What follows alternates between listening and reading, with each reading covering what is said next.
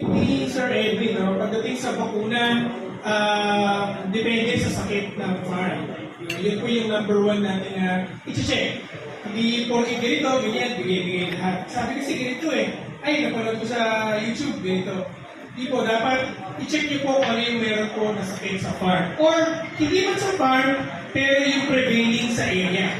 Kasi halimbawa, nasa isang lugar kayo, 10 kayong farm doon. Lahat sila nagbabakuna ng ganito, tapos ikaw lang pala hindi.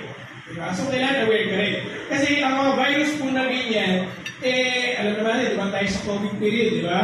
So, lahat po yan, nadadala po ng hangin. Diba? So, malaki po ang chance na mahawa kung may prevailing po na sakit sa area po natin. Tapos, pagdating dun sa live or sa kill, actually, sir, nakadepende talaga sa kung ano babakuna mo ang mga kill. Kung ano sinabi ni Sir Edwin, Raisa, kill. Pag sa kill po kasi, ito po yung pwede nyo pong gamitin. Itatago po ninyo sa rep, gagamitin po ninyo.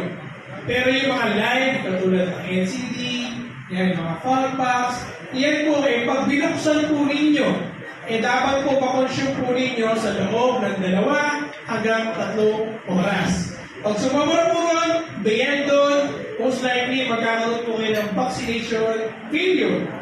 Yeah? So yun po yun. Ngayon, may tanong dito kanina, paano ba mag-bakuna? Si Sir kasi may dinagdag po sa inyo. Sabi niya, paano yun? Iba-iba ang bakuna. Yung ano ko, iba-iba rin ang edad. Sa totoo lang, sir, dapat per batch, per bakuna. No? Ang worry kasi sa malamang ng karamihan, lalo dito, Boss Edwin, Sir Rafi, kasi yung bakuna, pang 1,000 Bibili ko kay Farmbreed, 1,000. Yung ano ko, 10 lang. Pero sa totoo lang, sir, wala po tayong magagawa doon. Hindi na natin pwedeng tago pa o maghinayang may sa 990. Pero sa totoo lang, sir, katulad ng NCD, ang pinakamahal na nakita ng NCD, para sa 450 pesos. Kung kayo po yung commercial, dagdag mo na lang, sir, sa benta ng manok. Kung kayo naman ay mamumusta, ipuhuli mo na lang kung magkano yun, dagdag mo na lang sa pusta. No, ganun lang po talaga natin para mababawi yung manok.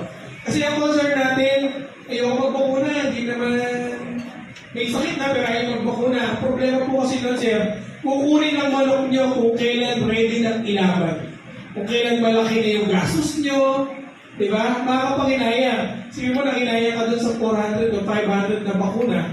Tapos, hinihintay lang mga manok mo ba, kinahanda, kinokondisyon, na stress.